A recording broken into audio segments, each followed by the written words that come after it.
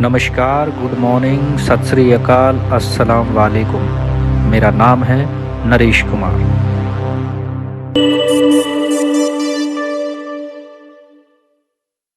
दोस्तों, अगर आपको अंतर्राष्ट्रीय स्तर की राजनीति यानी इंटरनेशनल लेवल की पॉलिटिक्स की थोड़ी सी भी समझ और परख है तो आपको ज़रूर पता होगा, और अगर आपका रुझान है तो आपको ये याद रखना चाहिए कि आज तक दुनिया में अंतर्राष्ट्रीय स्तर पर होने वाली हर बड़ी घटना के पीछे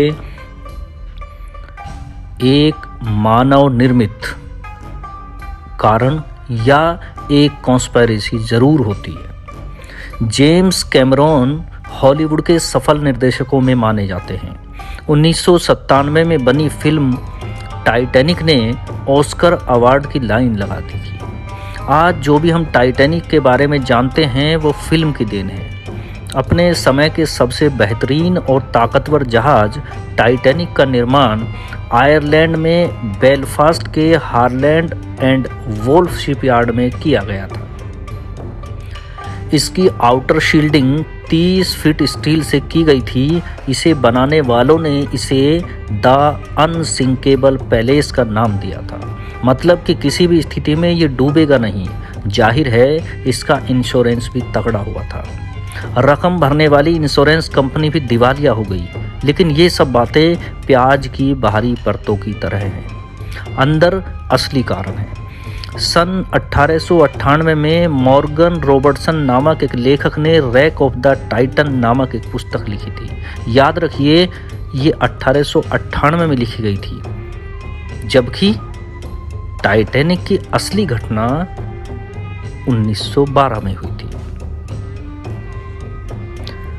पुस्तक के मेन पॉइंट्स कुछ इस प्रकार से हैं कि एक विशालकाय और वैभवी जहाज अनसिंकेबल यानी जिसे ना डूबने वाला कहा जाता है, वह उत्तरी अटलांटिक समुद्र में अप्रैल के महीने में तेज गति से यात्रा कर रहा है। वह जहाज अचानक एक हिमशिला से आइसबर्ग से टकरा जाता है और उसमें सवार लगभग सभी यात्रियों की मृत्यु हो जाती है। यात्रियों की मौत का मुख्य कारण जहाज पर लाइफ बोट्स की कमी के कारण बताया गया है। किताब के काल्पनिक जहाज टाइटन की तरह वास्तविक टाइटैनिक शिप भी अप्रैल के महीने में उत्तरी अटलांटिक समुद्र में ही यात्रा कर रहा था। दोनों ही जहाज यानी वास्तविक और काल्पनिक में यात्रियों के लिए पर्याप्त लाइफ बोट्स नहीं थी। दोनों के आकार में भी आश्चर्यजनक रूप से समानता थी। किताब में लिखे हुए टाइटन जहाज का आकार 800 फीट, जबकि वास्तविक आरएमएस टाइटैनिक जहाज का आकार 882 फुट था। पुस्तक में बताए गए जहाज की गति 25 नॉट्स थी, जबकि वास्तविक टाइटैनिक जहाज की गति 21 नॉट्स थी। किताब का टाइटन जहाज न्यू फाउंडलैंड के पास डूब जाता है और वास्तविक टाइटैनिक जहाज भी न्यू फाउंडलैंड के पास ही डूबा था। इस किताब के प्रिंट होने के ठीक 14 साल बाद यानी सन 1912 में इस पुस्तक की काल्पनिक कथा वास्तविकता का रूप लेने वाली थी। जो इमेजिनेशन उस बुक में की गई थी वो अब रियल फॉर्म में पब्लिक डोमेन में आने वाली थी। लेकिन इस बार इस घटना का भारी राजनीतिक और आर्थिक प्रभाव पड़ने वाला था, क्योंकि टाइटैनिक के उस जहाज पर तत्कालीन विश्व के कुछ अत्यंत पैसे वाले व्यक्ति यात्रा कर रहे थे। कहा जाता है जेपी मॉर्गन ने अपने प्रतिद्वंदियों को खत्म करने के लिए इस किताब से ही प्रेरणा ली थी। टाइटैनिक के बारे में यह भी कहा जाता है कि टाइटैनिक में तकरीबन 3 दिनों से आग लगी थी, जिसकी जानकारी वहां पर मौजूद जहाज के कैप्टन एवं जहाज के कुछ सदस्यों को पहले से पता थी। फिर भी जहाज का पूरा टिकट बिक जाने के कारण वह काला सच हमसे छुपाया गया। समुद्री इतिहास की सबसे बड़ी और सबसे भीषण दुर्घटना में जिंदा बचे एक चश्मदीद ने दावा किया है कि 2228 यात्रियों को लेकर जा रहे टाइटैनिक जहाज के हिमखंड से टकराने के समय जहाज का कप्तान नशे में था। गवाह ने दावा किया है कि कैप्टन एडवर्ड स्मिथ 15 अप्रैल 1912 को टाइटैनिक के हिमखंड से टकराने से कुछ देर पहले सैलून बार में शराब पी रहे थे। इतिहास की किताबों में अभी तक यही दर्ज है कि कप्तान जहाज के हिमखंड से टकराने के समय अपने केबिन में जगे हुए थे और उन्होंने बड़ी बहादुरी से दुर्घटना का सामना करने का फैसला किया था। लेकिन एक चश्मदीद गवाह तथा हादसे में जिंदा बची एमिली रिचर्ड्स ने इस विनाशकारी हादसे के लिए कप्तान स्मिथ को दोषी ठहराया है और कहा है कि हादसे में कई घंटे पहले से वह शराब पी रहे थे। डेली मेल में एक रिपोर्ट छपी है जिसमें बताया गया है कि टाइटैनिक के डूबने के 2 दिन बाद कारपैथिया जहाज पर सवार एमिली ने अपने घर लिखे पत्र में ये बात कही है। कारपैथिया जहाज से ही टाइटैनिक के जिंदा बचे लोगों को बचाया गया था। घटना के समय 24 साल की रही एमिली और उनके 2 बेटों को लाइफ बोटों के सहारे बचाया गया था, लेकिन उनका भाई जॉर्ज उन 1522 बदकिस्मत लोगों में शामिल था जिनकी अटलांटिक के बर्फीले पानी में कब्र बन गई थी। उसने बताया कि कप्तान नीचे सैलून में शराब पी रहा था और उसने किसी और को जहाज को संभालने की जिम्मेदारी सौंप दी थी। उन्होंने कहा है और ये लिख कर दिया है कि यह कप्तान की गलती थी। मेरा बेचारा भाई जॉर्ज डूब गया। अभी तक यही माना जाता रहा है कि 62 वर्षीय कप्तान स्मिथ ने हादसे से पहले की शाम प्रथम श्रेणी के एक रेस्टोरेंट में रात्रि भोज में शामिल होकर बिताई थी और उसके बाद वह रात में अपने केबिन में लौट आए थे। लेकिन एमिला की गवाही उस दर्दनाक रात का कुछ और ही मंजर बयान करती है। टाइटैनिक की 100वीं बरसी के नज़दीक आने के दौरान एमिली का यह पत्र सामने आया। उसने उस समय 2 पत्र लिखे थे और अब हेनरी ऑल्ड्रिज एंड सन्स द्वारा इनकी नीलामी की जा रही है और इनकी कीमत 20,000 पाउंड लगाई गई है। नीलामी कर्मी एंड्रू ऑल्ड्रिज ने कहा है कि यह एक ऐसी भावुक महिला का बयान है जो अपने एक प्रिय को खोने के बाद बदहवास थी। वह हादसे के लिए किसी को भी दोषी ठहराना चाहती थी और उसने सारी बुराई कप्तान पर मढ़ दी। जहां तक हमें पता है कि दूसरा कोई ऐसा चश्मदीद गवाह नहीं है जिसने हादसे की रात कप्तान के सैलून में शराब पीते रहने की बात की हो। दोस्तों, आपको ये जानकर हैरानी होगी कि टाइटैनिक पर सवार बहुत से लोग ऐसे भी थे जो इसमें यात्रा नहीं करने वाले थे। दरअसल टाइटैनिक की मालिक कंपनी व्हाइट स्टार लाइन ने अपने 2 समुद्री जहाज़ों की यात्रा कोयले की कमी के कारण रद्द कर दी थी और उसके यात्रियों को टाइटैनिक में शिफ्ट कर दिया था। इस वजह से उन लोगों ने भी अपनी जान गंवा दी जो कि टाइटैनिक में सफ़र नहीं करना चाहते थे। जब टाइटैनिक जहाज समुद्र में डूब रहा था उस समय उसके आसपास 3 ऐसे जहाज मौजूद थे जो टाइटैनिक के मुसाफिरों को आसानी से बचा सकते थे। सबसे करीब जो जहाज मौजूद था उसका नाम सैमसन था और वो हादसे के वक्त टाइटैनिक से सिर्फ 7 मील की दूरी पर था। सैमसन के कैप्टन ने न सिर्फ टाइटैनिक की ओर से फायर किए गए सफ़ेद शोले जो कि बेहद खतरे की हालत में हवा में फायर किए जाते हैं उन शोलों को देखा था, बल्कि टाइटैनिक के मुसाफिरों के चिल्लाने की आवाज़ को भी सुना था। लेकिन उस वक्त सैमसन के लोग गैर कानूनी तौर पर बेशकीमती समुद्री जीव का शिकार कर रहे थे और नहीं चाहते थे कि पकड़े जाएं। लिहाजा वे अपने जहाज को दूसरी तरफ मोड़कर चले गए। यह जहाज हम में से उन लोगों की तरह है जो अपनी गुनाहों भरी जिंदगी में इतने मग्न हो जाते हैं कि उनके अंदर से इंसानियत ख़त्म हो जाती है। दूसरा जहाज जो करीब था उसका नाम कैलिफोर्नियन था, जो हादसे के वक्त टाइटैनिक से 14 मील दूर था।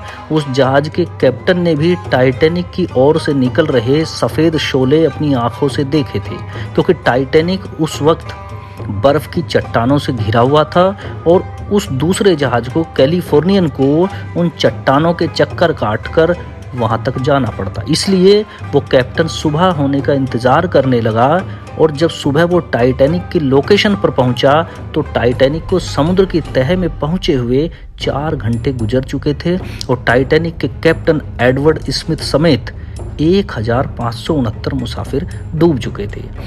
यह जहाज़ हम लोगों में से उनकी तरह है जो किसी की मदद करने के लिए अपनी सहूलियत और आसानी देखते हैं और अगर हालात सही ना हो तो वो अपना फर्ज भूल जाते हैं।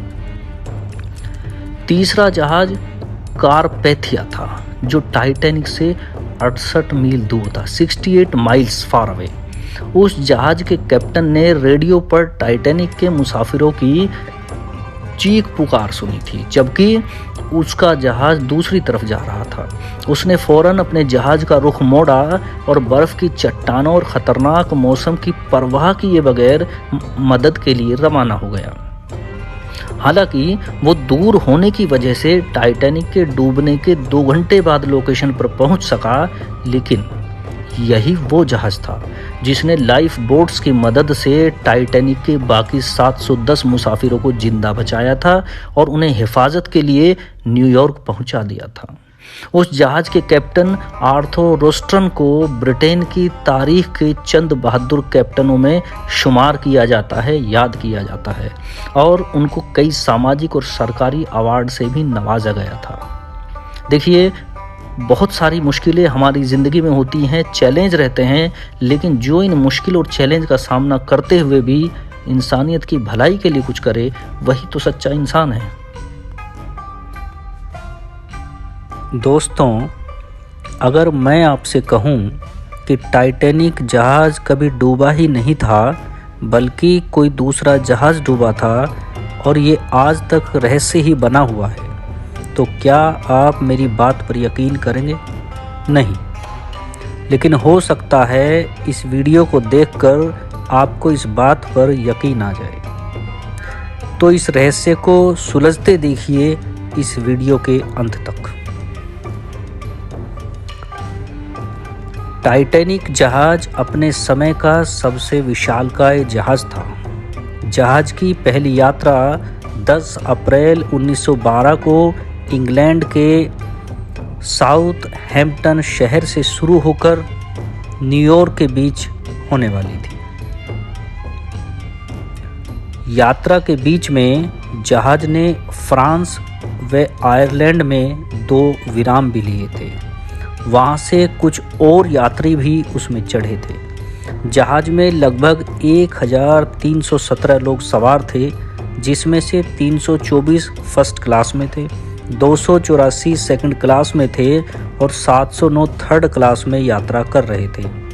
जहाज़ को 17 अप्रैल को अमेरिका के न्यूयॉर्क शहर में पहुंचना था।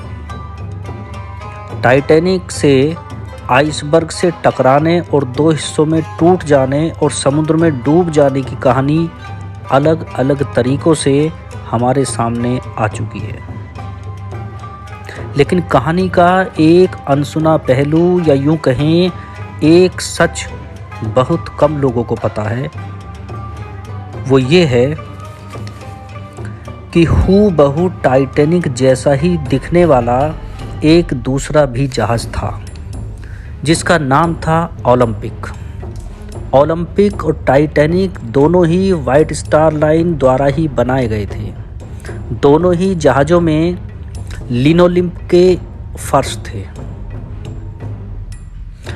ओलंपिक टाइटैनिक से कुछ ही पुराना था और दोनों जहाज़ों में मामूली सा ही फ़र्क था, जैसे खिड़कियों की चौड़ाई और उनके बीच की दूरी, डेक पर सुराखों की संख्या और कुछ छोटी मोटी चीज़ें।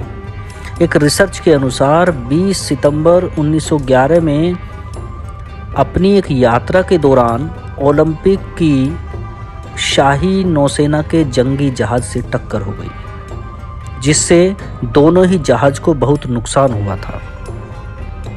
इसमें ओलंपिक के प्रोपेलर बुरी तरह से टूट चुके थे। चश्मदीद गवाहों के ओलंपिक के पक्ष में ही गवाही देने के बाद भी ओलंपिक को ही टकराव का दोषी माना गया था, क्योंकि ओलंपिक को ही मानक से तेज गति से चलने का इल्ज़ाम लगाया गया था। बहुत से वाद विवाद के बाद व्हाइट स्टार लाइन की बीमा कंपनी ने क्लेम देने से इनकार कर दिया। वहीं दूसरी तरफ टाइटैनिक के निर्माण कार्य पूरा होने का समय ओलंपिक के प्रोपेलर टूटने पर मरम्मत की वजह से डिले हो गया था, जिससे व्हाइट स्टार लाइन कंपनी को बहुत ही आर्थिक नुकसान झेलना पड़ा था। उस समय व्हाइट स्टार लाइन कंपनी ने अपने नुकसान की भरपाई के लिए एक गुप्त योजना को अंजाम दिया था। कंपनी चाहती थी कि हो चुके दोहरे नुकसान की भरपाई के लिए कम से कम एक जहाज को तो निकालना पड़ेगा। तो उन्होंने बेहद क्षतिग्रस्त ओलंपिक को मरम्मत करके टाइटैनिक का रूप दे दिया और टाइटैनिक पूरा हो जाने पर उसको ओलंपिक की जगह मरम्मत करने की जगह पर खड़ा कर दिया। योजना बेहद आसान थी कि टाइटैनिक की जगह पर ओलंपिक को साउथहैम्पटन के न्यूयॉर्क यात्रा पर भेजा जाए और यात्रा के दौरान जहाज को डुबा दिया जाए, जिससे इंश्योरेंस का क्लेम कंपनी को मिल सके और कंपनी के पिछले नुकसान की भरपाई भी हो सके। इस योजना को 4 मुख्य लोगों ने अंजाम दिया था। ये 4 लोग थे व्हाइट स्टार लाइन कंपनी के चेयरमैन जे ब्रूस इसमे, हार्लैंड एंड वोल्फ के मालिक लॉर्ड पियरी, टाइटैनिक के मुख्य डिजाइन इंजीनियर थॉमस एंड्रयू और व्हाइट स्टार लाइन के मालिक जेबी मॉर्गन। जैसे ही इस योजना पर काम शुरू हुआ, सबसे पहला काम ओलंपिक के फर्श पर कारपेट बिछाया गया, क्योंकि दोनों जहाज़ों के फर्श बिल्कुल सेम दिखते थे और ऐसा करने पर पुराने और नए का फ़र्क भी दूर हो जाता। इसके अलावा कुछ और बदलाव किए गए, जैसे ओलंपिक के बी डेक के केबिन को निकालकर टाइटैनिक के नए बी डेक को लगाया गया, जिससे बाहर से देखने पर यह बिल्कुल नया जहाज लगे और लोगों का विश्वास पक्का हो जाए। ये बात बेहद गुप्त रखी गई थी और इस योजना के साथ टाइटैनिक के रूप में ओलंपिक को पहली यात्रा पर रवाना कर दिया गया था। अब सवाल ये है कि इन दावों में कितनी सच्चाई है। इसका जवाब रॉबिन गार्डिनर ने अपनी किताब the ship that never sank में दिया है। गार्डिनर ने इस किताब में उन दोनों जहाज़ों और उनकी यात्राओं के बारे में और बहुत से संयोगों के बारे में विस्तार से जिक्र किया है।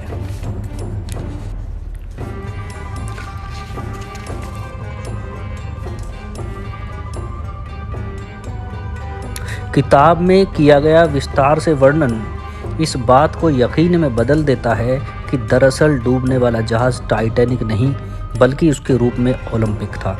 सबसे पहले लोगों का ध्यान सी डेक में मौजूद पोर्ट होल्स ने खींचा। जब निर्माण के दौरान उसकी तस्वीर ली गई थी, तब उसमें एक समान 14 होल्स थे, लेकिन जब वो अपनी यात्रा के लिए निकला तो इसमें 16 असमान पोर्ट होल्स थे।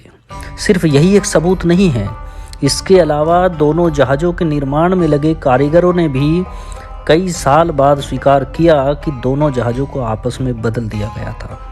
अगर ये बात वो पहले बताते तो नौकरी से हाथ धो बैठते।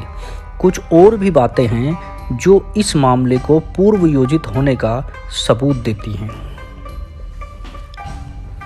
जेपी मॉर्गन उन तमाम लोगों में से एक थे जिन्होंने ऐन मौके पर अपनी यात्रा कैंसिल कर दी थी।